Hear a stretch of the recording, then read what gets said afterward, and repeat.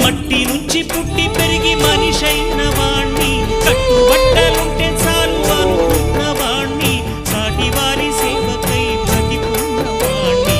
పుట్టినప్పుడు మనము తెచ్చిందేముంది,